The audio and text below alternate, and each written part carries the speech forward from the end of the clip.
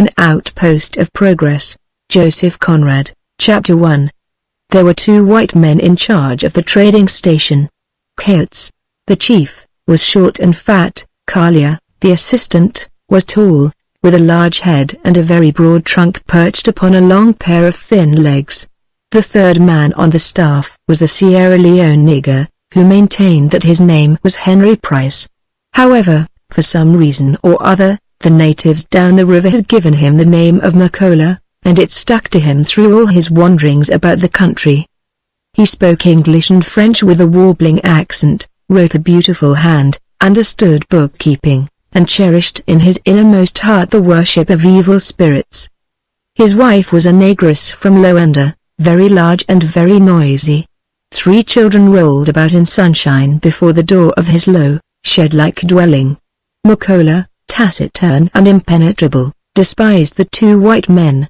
He had charge of a small clay storehouse with a dried grass roof, and pretended to keep a correct account of beads, cotton cloth, red kerchiefs, brass wire, and other trade goods it contained. Besides the storehouse and Makola's hut, there was only one large building in the cleared ground of the station. It was built neatly of reeds, with a veranda on all the 4 sides. There were 3 rooms in it. The one in the middle was the living room, and had 2 rough tables and a few stools in it. The other 2 were the bedrooms for the white men. Each had a bedstead and a mosquito net for all furniture. The plank floor was littered with the belongings of the white men, open half-empty boxes, torn-wearing apparel, old boots, all the things dirty, and all the things broken, that accumulate mysteriously round untidy men.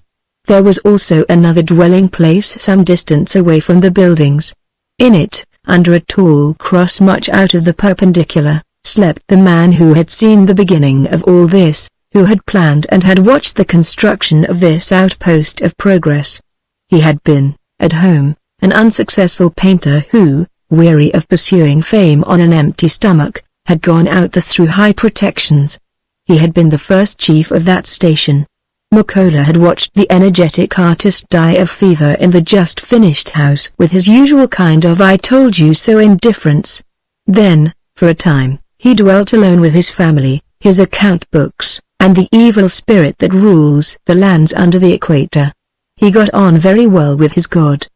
Perhaps he had propitiated him by a promise of more white men to play with, by and by. At any rate, the director of the great trading company, coming up in a steamer that resembled an enormous sardine box with a flat-roofed shed erected on it, found the station in good order, and Makola as usual quietly diligent. The director had the cross put up over the first agent's grave, and appointed Keats to the post. Kalia was told off as second in charge. The director was a man ruthless and efficient, who at times, but very imperceptibly, indulged in grim humor. He made a speech to Keats and Kalia, pointing out to them the promising aspect of their station. The nearest trading post was about 300 miles away. It was an exceptional opportunity for them to distinguish themselves and to earn percentages on the trade. This appointment was a favor done to beginners. Keats was moved almost to tears by his director's kindness. He would, he said, by doing his best, try to justify the flattering confidence, and see. Keats had been in the administration of the telegraphs, and knew how to express himself correctly. Kalia, an ex-non-commissioned officer of cavalry in an army guaranteed from harm by several European powers, was less impressed. If there were commissions to get, so much the better, and, trailing a sulky glance over the river, the forests, the impenetrable bush that seemed to cut off the station from the rest of the world, he muttered between his teeth, "We shall see, very soon." Next day, some bales of cotton goods and a few cases of provisions having been thrown on shore, the sardine box steamer went off, not to return for another 6 months. On the deck the director touched his cap to the 2 agents, who stood on the bank waving their hats, and turning to an old servant of the company on his passage to headquarters, said, "Look at those 2 imbeciles. They must be mad at home to send me such specimens. I told those fellows to plant a vegetable garden, build new storehouses and fences, and construct a landing stage. I bet nothing will be done. They won't know how to begin. I always thought the station on this river useless, and they just fit the station. They will form themselves there, said the old stager with a quiet smile. At any rate, I'm rid of them for 6 months, retorted the director. The two men watched the steam around the bend, then, ascending arm in arm the slope of the bank, returned to the station. They had been in this vast and dark country only a very short time, and as yet always in the midst of other white men, under the iron guidance of their superiors. And now, dull as they were to the subtle influences of surroundings, they felt themselves very much alone, when suddenly left unassisted to face the wilderness, a wilderness rendered more strange, more incomprehensible by the mysterious glimpses of the vigorous life it contained. They were two perfectly insignificant and incapable individuals, whose existence is only rendered possible through the high organization of civilized crowds. Few men realized that their life, the very essence of their character, their capabilities and their audacities, are only the expression of their belief in the safety of their surroundings. The courage, the composure, the confidence, the emotions and principles, every great and every insignificant thought belongs not to the individual but to the crowd that believes blindly in the irresistible force of its institutions and of its morals, in the power of its police and of its opinion. But the contact with pure unmitigated savagery, with primitive nature and primitive man, brings sudden and profound trouble into the heart. To the sentiment of being alone of one's kind, to the clear perception of the loneliness of one's thoughts, of one's sensations, to the negation of the habitual, which is safe, there is added the affirmation of the unusual, which is dangerous, a suggestion of things vague, uncontrollable, and repulsive, whose discomposing intrusion excites the imagination and tries the civilized nerves of the foolish and the wise alike. Keats and Kalia walked arm in arm, drawing close to one another as children do in the dark, and they had the same, not altogether unpleasant, sense of danger which one half suspects to be imaginary. They chatted persistently in familiar tones. "Our station is prettily situated," said one. The other assented with enthusiasm, enlarging volubly on the beauties of the situation. Then they passed near the grave. "Poor devil," said Keats. "He died of fever, didn't he?" muttered Kalia, stopping short. "Why," retorted Keats, with indignation, "I've been told that the fellow exposed himself recklessly to the sun. The climate here, everybody says, is not at all worse than at home, as long as you keep out of the sun. Do you hear that, Kalia? I am chief here, and my orders are that you should not expose yourself to the sun." He assumed his superiority jocularly, but his meaning was serious. The idea that he would, perhaps, have to bury Kalia and remain alone, gave him an inward shiver. He felt suddenly that this Kalia was more precious to him here, in the center of Africa, than a brother could be anywhere else. Kalia, entering into the spirit of the thing, made a military salute and answered in a brisk tone, "Your orders shall be attended to, chief." Then he burst out laughing, slapped Keats on the back and shouted, "We shall let life run easily here. Just sit still and gather in the ivory those savages will bring. This country has its good points, after all." They both laughed loudly while Kalia thought, "That poor Keats. He is so fat and unhealthy. It would be awful if I had to bury him here. He is a man I respect." Before they reached the veranda of their house they called one another "my dear fellow." The first day they were very active, pottering about with hammers and nails and red calico, to put up curtains, make their house habitable and pretty, resolved to settle down comfortably to their new life. For them an impossible task. To grapple effectually with even purely material problems requires more serenity of mind and more lofty courage than people generally imagine. No two beings could have been more unfitted for such a struggle. Society, not from any tenderness, but because of its strange needs, had taken care of those two men, forbidding them all independent thought, all initiative, all departure from routine, and forbidding it under pain of death. They could only live on condition of being machines. And now, released from the fostering care of men with pens behind the ears, or of men with gold lace on the sleeves. They were like those lifelong prisoners who, liberated after many years, do not know what use to make of their freedom. They did not know what use to make of their faculties, being both, through want of practice, incapable of independent thought. At the end of 2 months Keats often would say, "If it was not for my Millie, you wouldn't catch me here." Millie was his daughter. He had thrown up his post in the administration of the telegraphs, though he had been for 17 years perfectly happy there, to earn a dowry for his girl. His wife was dead, and the child was being brought up by his sisters.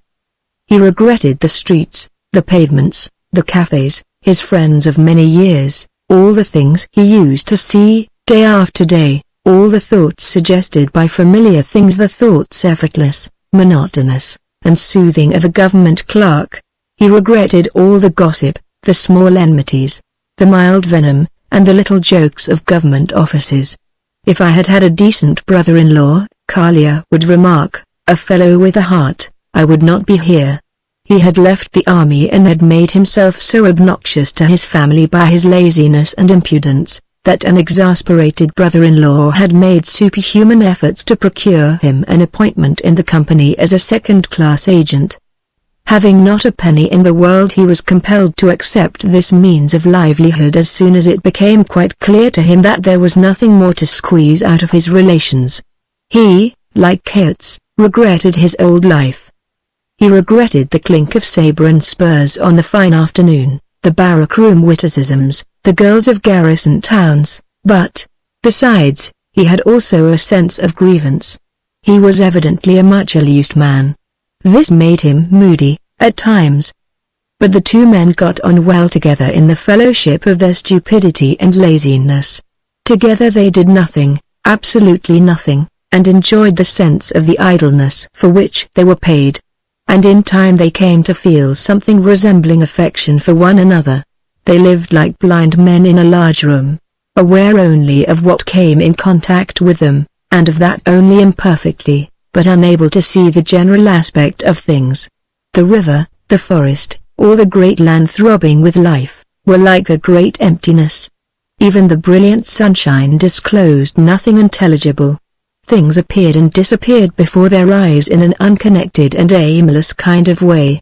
The river seemed to come from nowhere and flow now there. It flowed through a void.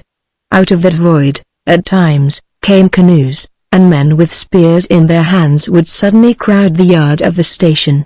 They were naked, glossy black, ornamented with snowy shells and glistening brass wire, perfect of limb. They made an uncouth babbling noise when they spoke, moved in a stately manner, and sent quick, wild glances out of their startled, never-resting eyes. Those warriors would squat in long rows, 4 or more deep, before the veranda, while their chiefs bargained for hours with Makola over an elephant tusk. Keats sat on his chair and looked down on the proceedings, understanding nothing. He stared at them with his round blue eyes, called out to Kalia, "Here, look. Look at that fellow there and that other one, to the left. Did you ever such a face? Oh, the funny brute." Kalia, smoking native tobacco in a short wooden pipe, would swagger up twirling his moustaches, and surveying the warriors with haughty indulgence, would say, "Fine animals. Brought any bone? Yes. It's not any too soon. Look at the muscles of that fellow third from the end. I wouldn't care to get a punch on the nose from him. Fine arms, but legs no good below the knee. Couldn't make cavalrymen of them." And after glancing down complacently at his own shanks, he always concluded, "Pa, don't they stink? You, Makola. Take that herd over to the fetish." The storehouse was in every station called the fetish, perhaps because of the spirit of civilization it contained, "and give them up some of the rubbish you keep there. I'd rather see it full of bone than full of rags." Keats approved. "Yes, yes. Go and finish that palaver over there, Mr. Makola. I will come round when you are ready to weigh the tusk. We must be careful." Then turning to his companion, "This is the tribe that lives down the river. They are rather aromatic. I remember, they had been once before here. Do you hear that row? What a fellow has got to put up with in this dog of a country. My head is split. Such profitable visits were rare. For days the two pioneers of trade and progress would look on their empty courtyard in the vibrating brilliance of vertical sunshine. Below the high bank, the silent river flowed on, glittering and steady. On the sands in the middle of the stream, hippos and alligators sunned themselves side by side. And stretching away in all directions, surrounding the insignificant cleared spot of the trading post, immense forests, hiding fateful complications of fantastic life, lay in the eloquent silence of mute greatness. The two men understood nothing, cared for nothing but for the passage of days that separated them from the steamer's return. Their predecessor had left some torn books. They took up these wrecks of novels, and, as they had never read anything of the kind before, they were surprised and amused. Then during long days there were interminable and silly discussions about plots and personages. In the center of Africa they made acquaintance of Richelieu and of D'Artagnan, of Hawkeye and of Father Goriot, and of many other people. All these imaginary personages became subjects for gossip as if they had been living friends. They discounted their virtues, suspected their motives, decried their successes, were scandalized at their duplicity or were doubtful about their courage. The accounts of crimes filled them with indignation, while tender or pathetic passages moved them deeply. Kalia cleared his throat and said in a soldierly voice, "What nonsense!" Coates, his round eyes suffused with tears, his fat cheeks quivering, rubbed his bald head, and declared, "This is a splendid book. I had no idea there were such clever fellows in the world." They also found some old copies of a home paper. That print discussed what it was pleased to call our colonial expansion in high-flown language. It spoke much of the rights and duties of civilization, of the sacredness of the civilizing work, and extolled the merits of those who went about bringing light, and faith and commerce to the dark places of the earth. Kalia and Coates read, wondered, and began to think better of themselves.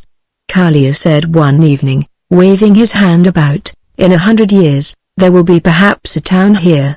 Quays, and warehouses, and barracks, and billiard rooms. Civilization, my boy, and virtue and all. And then, chaps will read that two good fellows, Coates and Kalia, were the first civilized men to live in this very spot." Coates nodded. "Yes, it is a consolation to think of that." They seemed to forget their dead predecessor, but, early one day, Kalia went out and replanted the cross firmly. "It used to make me squint whenever I walked that way," he explained to Coates over the morning coffee. "It made me squint, leaning over so much. So I just planted it upright. And solid, I promise you. I suspended myself with both hands to the crosspiece. Not a move. Oh, I did that properly." At times Gobler came to see them. Gobler was the chief of the neighboring villages. He was a grey-headed savage, thin and black, with a white cloth round his loins and a mangy panther skin hanging over his back. He came up with long strides of his skeleton legs, swinging a staff as tall as himself, and, entering the common room of the station, would squat on his heels to the left of the door. There he sat, watching Coates, and now and then making a speech which the other did not understand. Coates, without interrupting his occupation, would from time to time say in a friendly manner, "How goes it, you old image?" And they would smile at one another. The two whites had a liking for that old and incomprehensible creature, and called him Father Gobler. Gobler's manner was paternal, and he seemed really to love all white men. They all appeared to him very young, indistinguishably alike, except for stature, and he knew that they were all brothers, and also immortal. The death of the artist, who was the first white man whom he knew intimately, did not disturb this belief, because he was firmly convinced that the white stranger had pretended to die and got himself buried for some mysterious purpose of his own, into which it was useless to inquire. Perhaps it was his way of going home to his own country? At any rate, these were his brothers, and he transferred his absurd affection to them. They returned it in a way. Kalia slapped him on the back, and recklessly struck off matches for his amusement. Coates was always ready to let him have a sniff at the ammonia bottle. In short, They behaved just like that other white creature that had hidden itself in a hole in the ground. Gobler considered them attentively. Perhaps they were the same being with the other, or one of them was. He couldn't decide clear up that mystery, but he remained always very friendly. In consequence of that friendship, the women of Gobler's village walked in single file through the reedy grass, bringing every morning to the station fowls, and sweet potatoes, and palm wine, and sometimes a goat. The company never provisions the stations fully, and the agents require those local supplies to live. They had them through the goodwill of Gobler, and lived well. Now and then one of them had a bout of fever, and the other nursed him with gentle devotion. They did not think much of it. It left them weaker, and their appearance changed for the worse. Kalia was hollow-eyed and irritable. Keats showed a drawn, flabby face above the rotundity of his stomach, which gave him a weird aspect. But being constantly together, they did not notice the change that took place gradually in their appearance, and also in their dispositions. 5 months passed in that way. Then, one morning, as Keats and Kalia, lounging in their chairs under the veranda, talked about the approaching visit of the steamer, a knot of armed men came out of the forest and advanced towards the station. They were strangers to that part of the country. They were tall, slight, draped classically from neck to heel in blue-fringed cloths, and carried percussion muskets over their bare right shoulders. Makola showed signs of excitement, and ran out of the storehouse, where he spent all his days, to meet these visitors. They came into the courtyard and looked about them with steady, scornful glances. Their leader, a powerful and determined-looking Negro with bloodshot eyes, stood in front of the veranda and made a long speech. He gesticulated much, and ceased very suddenly. There was something in his intonation, in the sounds of the long sentences he used, that startled the two whites. It was like a reminiscence of something not exactly familiar, and yet resembling the speech of civilized men. It sounded like one of those impossible languages which sometimes we hear in our dreams. "What lingo is that?" said the amazed Kalia. "In the first moment I fancied the fellow was going to speak French. Anyway, it is a different kind of gibberish to what we ever heard." "Yes," replied Keats. "Hey, Makola, what does he say? Where do they come from? Who are they?" But Makola, who seemed to be standing on hot bricks, answered hurriedly, "I don't know. They come from very far. Perhaps Mrs. Price will understand. They are perhaps bad men."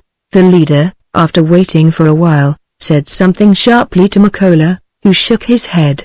Then the man, after looking round, noticed Makola's hut and walked over there. The next moment Mrs. Makola was heard speaking with great volubility.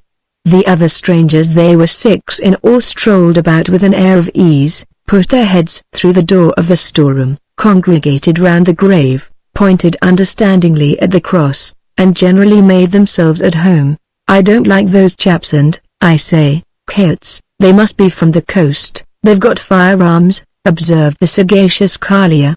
Keats also did not like those chaps. They both, for the first time, became aware that they lived in conditions where the unusual may be dangerous, and that there was no power on earth outside of themselves to stand between them and the unusual. They became uneasy, went in and loaded their revolvers. Keats said, "We must order Makola to tell them to go away before dark." The strangers left in the afternoon, after eating a meal prepared for them by Mrs. Makola. The immense woman was excited, and talked much with the visitors. She rattled away shrilly, pointing here and there at the forests and at the river. Makola sat apart and watched. At times he got up and whispered to his wife. He accompanied the strangers across the ravine at the back of the station ground, and returned slowly looking very thoughtful. When questioned by the white men he was very strange, seemed not to understand, seemed to have forgotten French, seemed to have forgotten how to speak altogether. Keats and Kalia agreed that the nigger had had too much palm wine. There was some talk about keeping a watch in turn, but in the evening everything seemed so quiet and peaceful that they retired as usual. All night they were disturbed by a lot of drumming in the villages. A deep, rapid roll nearby would be followed by another far off, then all ceased. Soon short appeals would rattle out here and there, then all mingle together, increase, become vigorous and sustained, would spread out over the forest, roll through the night, unbroken and ceaseless, near and far, as if the whole land had been one immense drum booming out steadily an appeal to heaven. And through the deep and tremendous noise sudden yells that resembled snatches of songs from a madhouse started shrill and high in discordant jets of sound which seemed to rush far above the earth and drive all peace from under the stars. Kalia and Kaots slept badly. They both thought they had heard shots fired during the night, but they could not agree as to the direction. In the morning Makola was gone somewhere. He returned about noon with one of yesterday's strangers, and eluded all Kaots' attempts to close with him, has become deaf apparently. Kaots wondered. Kalia, who had been fishing off the bank, came back and remarked while he showed his catch, "The niggers seem to be in a deuce of a stir, I wonder what's up. I saw about 15 canoes cross the river during the 2 hours I was there fishing." Kaots, worried, said, "Isn't this Makola very queer today?" Kalia advised, "Keep all our men together in case of some trouble." Chapter 2. There were 10 station men who had been left by the director. Those fellows, having engaged themselves to the company for 6 months, without having any idea of a month in particular and only a very faint notion of time in general, had been serving the cause of progress for upwards of 2 years. Belonging to a tribes from a very distant part of the land of darkness and sorrow, they did not run away, naturally supposing that as wandering strangers they would be killed by the inhabitants of the country, in which they were right. They lived in straw huts on the slope of a ravine overgrown with reedy grass, just behind the station buildings. They were not happy, regretting the festive incantations, the sorceries, the human sacrifices of their own land, where they also had parents, brothers, sisters, admired chiefs, respected magicians, loved friends, and other ties supposed generally to be human. Besides, the rice rations served out by the company did not agree with them, being a food unknown to their land, and to which they could not get used. Consequently they were unhealthy and miserable. Had they been of any other tribe they would have made up their minds to die, for nothing is easier to certain savages than suicide, and so have escaped from the puzzling difficulties of existence. But belonging, as they did, to a warlike tribe with filed teeth, they had more grit, and went on stupidly living through disease and sorrow. They did very little work, and had lost their splendid physique. Kalia and Kaots doctored them assiduously without being able to bring them back into condition again. They were mustered every morning and told off to different tasks: grass cutting, fence building, tree felling, and sea, which no power on earth could induce them to execute efficiently. The 2 whites had practically very little control over them. In the afternoon Makola came over to the big house and found Kaots watching 3 heavy columns of smoke rising above the forests. "What is that?" asked Kaots. "Some villages burn," answered Makola, who seemed to have regained his wits. Then he said abruptly, "We have got very little ivory. Bad 6 months trading. Do you like get a little more ivory?" "Yes," said Kaots, eagerly. He thought of percentages which were low. "Those men who came yesterday are traders from Low Under who have got more ivory than they can carry home. Shall I buy?" "I know their camp." "Certainly," said Kaots. "What are those traders?" "Bad fellows," said Makola, indifferently. "They fight with people, and catch women and children. They are bad men, and got guns. There is a great disturbance in the country. Do you want ivory?" "Yes," said Kaots. Makola said nothing for a while. Then, "Those workmen of ours are no good at all," he muttered, looking round. "Station in very bad order, sir." Director will growl. "Better get a fine lot of ivory." Then he say nothing. "I can't help it. The men won't work," said Kaots. "When will you get that ivory?" "Very soon," said Makola. "Perhaps tonight." "You leave it to me, and keep indoors, sir. I think you had better give some palm wine to our men to make a dance this evening. Enjoy themselves. Work better tomorrow." "There's plenty palm wine, gone a little sour." Kaots said yes, and Makola, with his own hands carried big calabash to the door of his hut. They stood there till the evening, and Mrs. McCullough looked into every one. The men got them at sunset. When Coates and Kalia retired, a big bonfire was flaring before the men's huts. They could hear their shouts and drumming. Some men from Kobler's village had joined the station hands, and the entertainment was a great success. In the middle of the night, Kalia, waking suddenly, heard a man shout loudly, then a shot was fired. Only one. Kalia ran out and met Coates on the veranda. They were both startled. As they went across the yard to call McCullough, they saw shadows moving in the night. One of them cried, "Don't shoot. It's me, Price." Then McCullough appeared close to them. Go back, please," he urged. "You spoil all." "There are strange men about," said Kalia. "Never mind, I know," said McCullough. Then he whispered, "All right. Bring ivory. Say nothing. I know my business." The two white men reluctantly went back to the house, but did not sleep. They heard footsteps, whispers, some groans. It seemed as if a lot of men came in, dumped heavy things on the ground, squabbled a long time, then went away. They lay on their hard beds and thought, "This McCullough is invaluable." In the morning Kalia came out, very sleepy, and pulled at the cord of the big bell. The station hands mustered every morning to the sound of the bell. That morning nobody came. Coates turned out also, yawning. Across the yard they saw McCullough come out of his hut, a tin basin of soapy water in his hand. McCullough, a civilized nigger, was very neat in his person. He threw the soaps out skillfully over a wretched little yellow cur he had, then turning his face to the agent's house, he shouted from the distance, "All the men gone last night." They heard him plainly, but in their surprise they both yelled out together, "What?" Then they stared at one another. "We are in a proper fix now," growled Kalia. "It's incredible," muttered Coates. "I will go to the huts and see," said Kalia, striding off. McCullough coming up found Coates standing alone. "I can hardly believe it," said Coates, tearfully. "We took care of them as if they had been our children." "They went with the coast people," said McCullough after a moment of hesitation. "What do I care with whom they went, the ungrateful brutes?" exclaimed the other. Then with sudden suspicion, and looking hard at McCullough, he added, "What do you know about it?" McCullough moved his shoulders, looking down on the ground. "What do I know? I think only.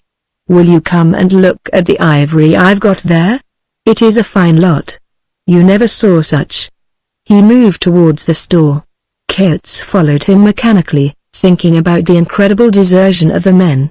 On the ground before the door of the fetish lay 6 splendid tusks. "What did you give for it?" asked Coates, after surveying the lot with satisfaction. "No regular trade," said McCullough. "They brought the ivory and gave it to me. I told them to take what they most wanted in the station. It is a beautiful lot. No station can show such tusks. Those traders wanted carriers badly, and our men were no good here. No trade, no entry in books, all correct." Coates nearly burst with indignation. "Why?" he shouted, "I believe you have sold our men for these tusks." McCullough stood impassive and silent. I will, stuttered Coates. "You fiend!" he yelled out. "I did the best for you and the company," said McCullough, imperturbably. "Why you shout so much? Look at this tusk. I dismiss you. I will report you. I won't look at the tusk. I forbid you to touch them. I order you to throw them into the river. You very red, Mr. Coates. If you are so irritable in the sun, you will get fever and die like the first chief," pronounced McCullough impressively. They stood still, contemplating one another with intense eyes, as if they had been looking with effort across immense distances. Coates shivered. McCullough had meant no more than he said, but his words seemed to Coates full of ominous menace. He turned sharply and went away to the house. McCullough retired into the bosom of his family, and the tusks, left lying before the store, looked very large and valuable in the sunshine. Kalia came back on the veranda. "They're all gone, hey?" asked Keats from the far end of the common room in a muffled voice. You did not find anybody? Oh, yes, said Kalia, I found one of Gobler's people lying dead before the huts shot through the body. We heard that shot last night. Keats came out quickly.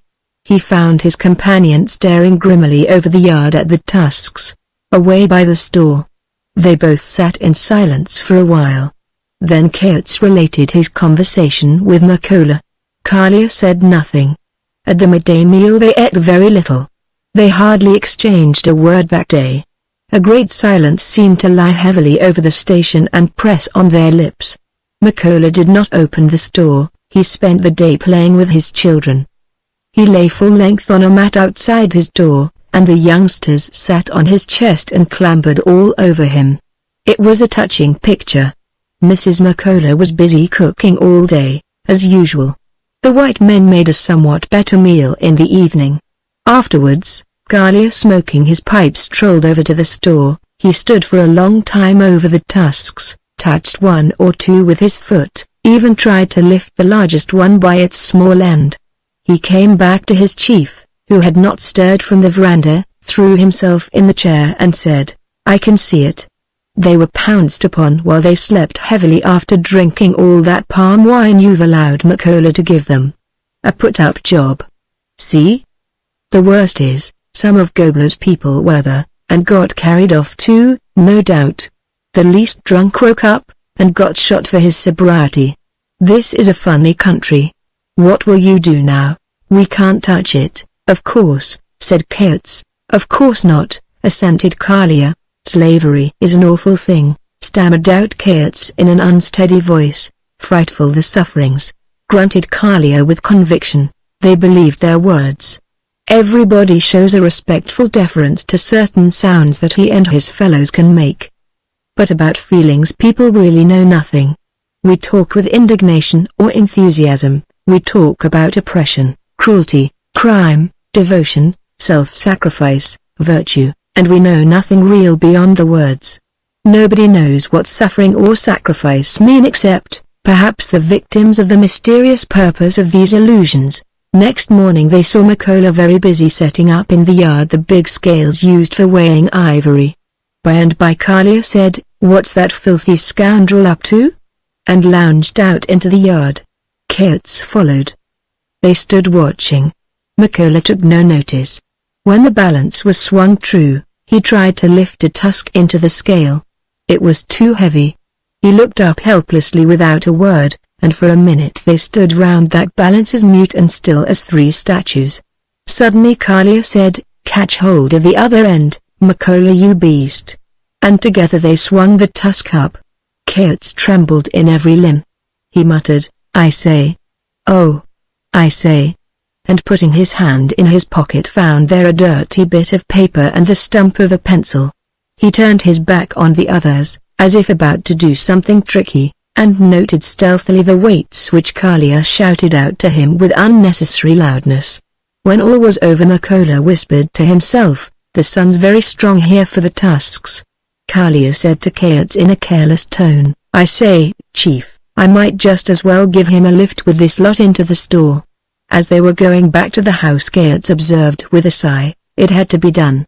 And Kalia said, It's deplorable, but, the men being company's men, the ivory is company's ivory.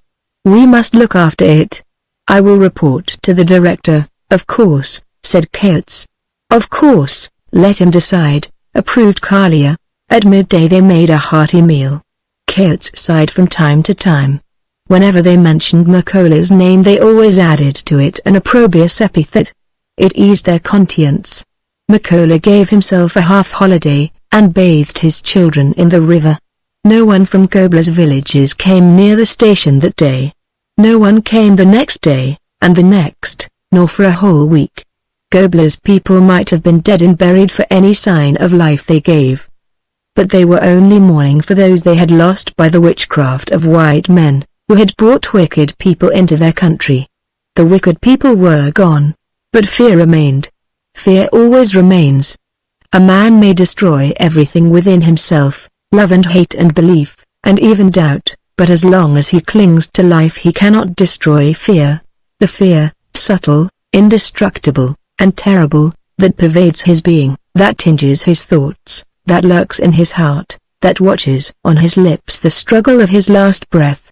In his fear, the mild old Gobler offered extra-human sacrifices to all the evil spirits that had taken possession of his white friends. His heart was heavy. Some warriors spoke about burning and killing, but the cautious old savage dissuaded them. Who could foresee the woe those mysterious creatures, if irritated, might bring? They should be left alone. Perhaps in time they would disappear into the earth as the first one had disappeared. His people must keep away from them, and hope for the best. Coates and Kalia did not disappear, but remained above on this earth, that, somehow, they fancied had become bigger and very empty. It was not the absolute and dumb solitude of the post that impressed them so much as an inarticulate feeling that something from within them was gone, something that worked for their safety, and had kept the wilderness from interfering with their hearts. The images of home, the memory of people like them, of men that thought and felt as they used to think and feel, receded into distances made indistinct by the glare of unclouded sunshine. And out of the great silence of the surrounding wilderness, its very hopelessness and savagery seemed to approach them nearer, to draw them gently, to look upon them, to envelop them with a solicitude irresistible, familiar, and disgusting. Days lengthened into weeks, then into months. Gobler's people drummed and yelled to every new moon, as of yore, but kept away from the station. Makola and Kalia tried once in a canoe to open communications, but were received with a shower of arrows, and had to fly back to the station for dear life. That attempt set the country up and down the river into an uproar that could be very distinctly heard for days. The steamer was late. At first they spoke of delay jauntily, then anxiously, then gloomily. The matter was becoming serious. Stores were running short. Kalia cast his lines off the bank, but the river was low, and the fish kept out in the stream. They dared not stroll far away from the station to shoot. Moreover, there was no game in the impenetrable forest. Once Kalia shot a hippo in the river. They had no boat to secure it, and it sank. When it floated up it drifted away, and Gobler's people secured the carcass. It was the occasion for a national holiday, but Kalia had a fit of rage over it and talked about the necessity of exterminating all the niggers before the country could be made habitable. Coates mooned about silently, spent hours looking at the portrait of his Millie. It represented a little girl with long bleached tresses and a rather sour face. His legs were much swollen, and he could hardly walk. Kalia, undermined by fever, could not swagger any more, but kept tottering about, still with a devil-may-care air, as became a man who remembered his crack regiment. He had become hoarse, sarcastic, and inclined to say unpleasant things. He called it being frank with you. They had long ago reckoned their percentages on trade, including in them that last deal of this infamous Makola. They had also concluded not to say anything about it. Coates hesitated at first, was afraid of the director. He has seen worse things done on the quiet, maintained Kalia, with a hoarse laugh. Trust him. He won't thank you if you blab. He is no better than you or me. Who'll talk if we hold our tongues? There is nobody here. That was the root of the trouble. There was nobody there, and being left there alone with their weakness, they became daily more like a pair of accomplices than like a couple of devoted friends. They had heard nothing from home for 8 months. Every evening they said, "Tomorrow we shall see the steamer." But one of the company's steamers had been wrecked, and the director was busy with the other, relieving very distant and important stations on the main river. He thought that the useless station, and the useless men, could wait. Meantime Coates and Kalia lived on rice boiled without salt, and cursed the company, all Africa, and the day they were born. One must have lived on such diet to discover what ghastly trouble the necessity of swallowing one's food may become. There was literally nothing else in the station but rice and coffee. They drank the coffee without sugar. The last 15 lumps Coates had solemnly locked away in his box, together with a half bottle of cognac, in case of sickness, he explained. Kalia approved. When one is sick, he said, Any little extra like that is cheering. They waited. Rank grass began to sprout over the courtyard. The bell never rang now. Days passed, silent, exasperating, and slow. When the two men spoke, they snarled, and their silences were bitter, as if tinged by the bitterness of their thoughts. One day after a lunch of boiled rice, Kalia put down his cup untasted, and said, "Hang it all. Let's have a decent cup of coffee for once." "Bring out that sugar, Coates, for the sick," muttered Coates, without looking up. "For the sick," mocked Kalia. "Bosh. Well, I am sick, you are no more sick than I am, and I go without," said Coates in a peaceful tone. "Come. Out with that sugar, you stingy old slave dealer." Coates looked up quickly. Kalia was smiling with marked insolence.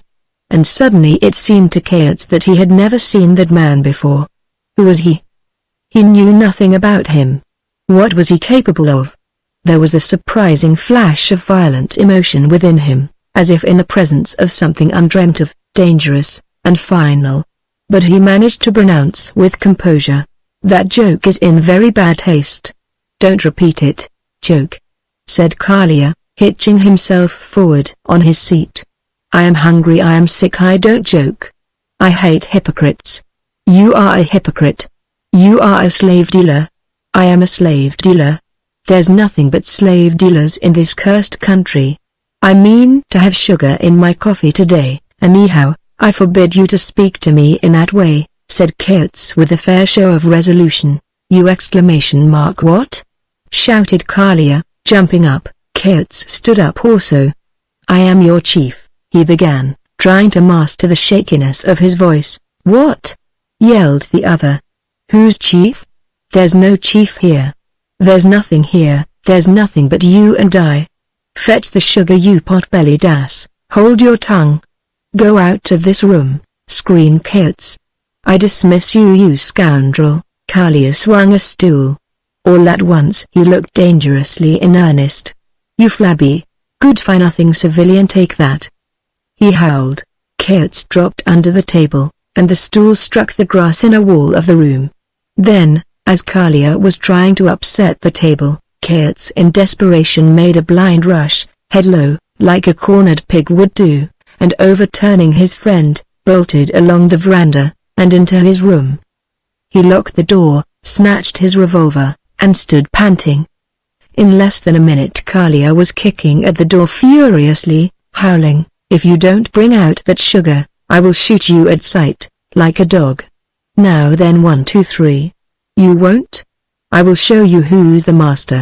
Coates thought the door would fall in, and scrambled through the square hole that served for a window in his room. There was then the whole breadth of the house between them. But the other was apparently not strong enough to break in the door, and Coates heard him running round. Then he also began to run laboriously on his swollen legs. He ran as quickly as he could, grasping the revolver, and unable yet to understand what was happening to him. He saw in succession Makola's house, the store, the river, the ravine, and the low bushes, and he saw all those things again as he ran for the second time round the house. Then again they flashed past him. That morning he could not have walked a yard without a groan. And now he ran. He ran fast enough to keep out of sight of the other man. Then as, weak and desperate, he thought, "Before I finish the next round I shall die," he heard the other man stumble heavily, then stop. He stopped also. He had the back and Kalia the front of the house, as before. He heard him drop into a chair cursing, and suddenly his own legs gave way, and he slid down into a sitting posture with his back to the wall. His mouth was as dry as a cinder, and his face was wet with perspiration and tears. What was it all about? He thought it must be a horrible illusion. He thought he was dreaming. He thought he was going mad. After a while he collected his senses. What did they quarrel about? That sugar. How absurd. He would give it to him, didn't want it himself. And he began scrambling to his feet with a sudden feeling of security. But before he had fairly stood upright, a common-sense reflection occurred to him and drove him back into despair. He thought, "If I give way now to that brute of a soldier, He will begin this horror again tomorrow and the day after, every day raise other pretensions, trample on me, torture me, make me his slave, and I will be lost. Lost. The steamer may not come for days, may never come. He shook so that he had to sit down on the floor again. He shivered forlornly. He felt he would not move any more. He was completely distracted by the sudden perception that the position was without issue, that death and life had in a moment become equally difficult and terrible. All at once he heard the other push his chair back, and he leapt to his feet with extreme facility. He listened and got confused. Must run again. Right or left? He heard footsteps. He darted to the left, grasping his revolver, and at the very same instant, as it seemed to him, they came into violent collision. Both shouted with surprise. A loud explosion took place between them, a roar of red fire, thick smoke, and Coates, deafened and blinded, rushed back thinking, "I am hit, it's all over." He expected the other to come round to gloat over his agony. He caught hold of an upright of the roof all over. Then he heard a crashing fall on the other side of the house, as if somebody had tumbled headlong over a chair. Then silence. Nothing more happened. He did not die. Only his shoulder felt as if it had been badly wrenched, and he had lost his revolver. He was disarmed and helpless. He waited for his fate. The other man made no sound. It was a stratagem. He was stalking him now. Along what side? Perhaps he was taking aim this very minute. After a few moments of an agony frightful and absurd, he decided to go and meet his doom. He was prepared for every surrender. He turned the corner, steadying himself with one hand on the wall, made a few paces, and nearly swooned. He had seen on the floor, protruding past the other corner, a pair of turned-up feet. A pair of white naked feet in red slippers. He felt deadly sick, and stood for a time in profound darkness. Then McCullough appeared before him, saying quietly, "Come along, Mr. Coates. He is dead." He burst into tears of gratitude, a loud, sobbing fit of crying. After a time he found himself sitting in a chair and looking at Kalia, who lay stretched on his back. McCullough was kneeling over the body. "Is this your revolver?" asked McCullough, getting up. "Yes," said Coates. Then he added very quickly, "He ran after me to shoot me. You saw?" "Yes, I saw," said McCullough. "There is only one revolver. Where's his?" "Don't know," whispered Coates in a voice that had become suddenly very faint. "I will go and look for it," said the other, gently. He made the round along the veranda, while Coates sat still and looked at the corpse.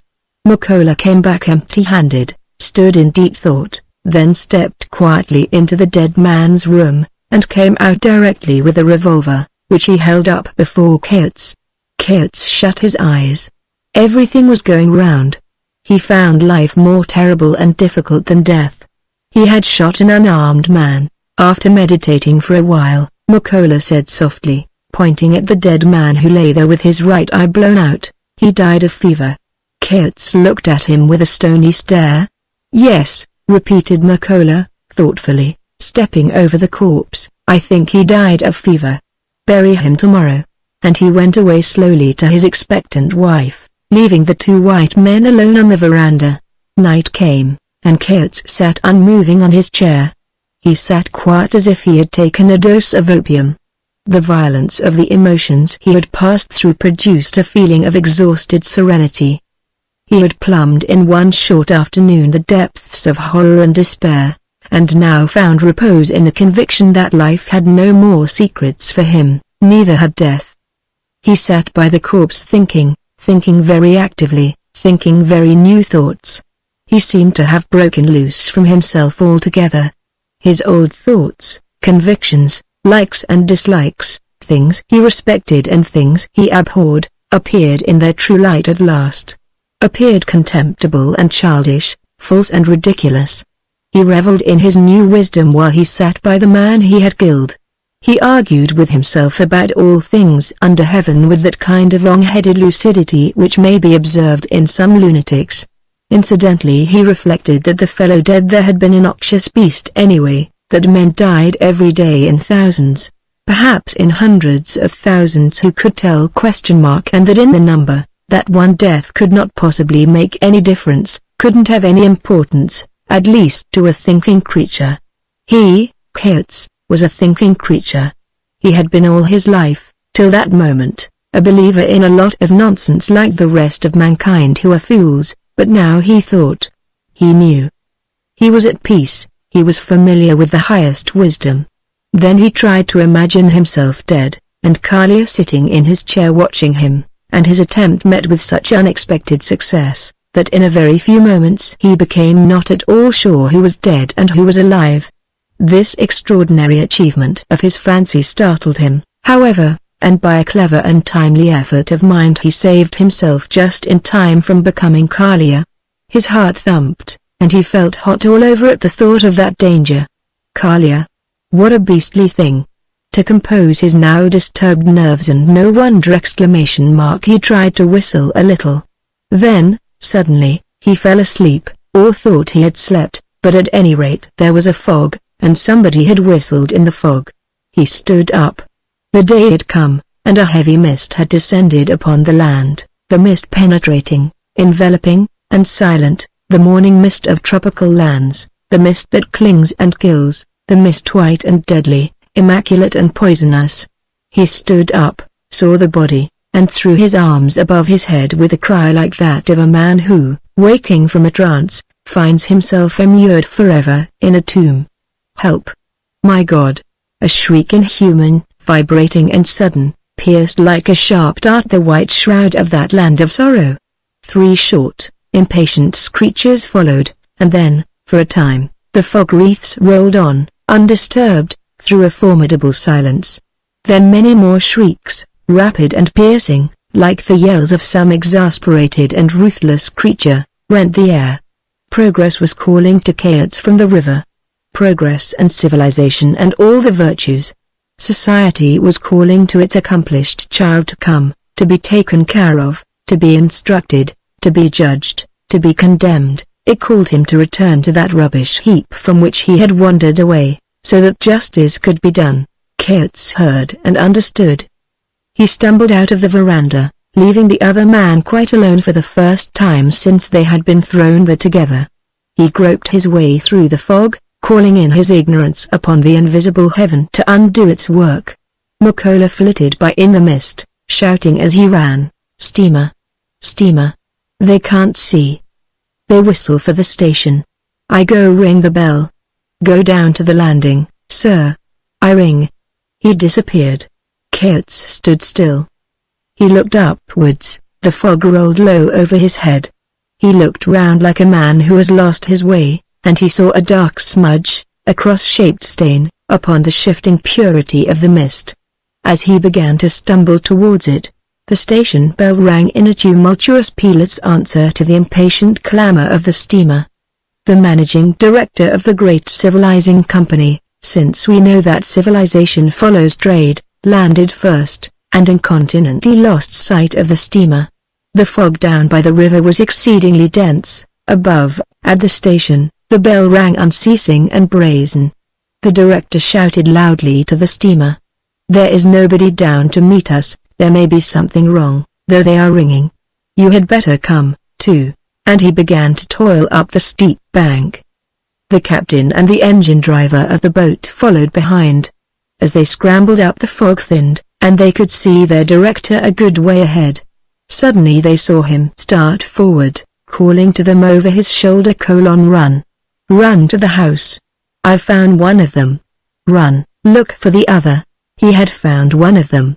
And even he, the man of varied and startling experience, was somewhat discomposed by the manner of this finding. He stood and fumbled in his pockets for a knife, while he faced Coates, who was hanging by a leather strap from the cross. He had evidently climbed the grave, which was high and narrow, and after tying the end of the strap to the arm, had swung himself off.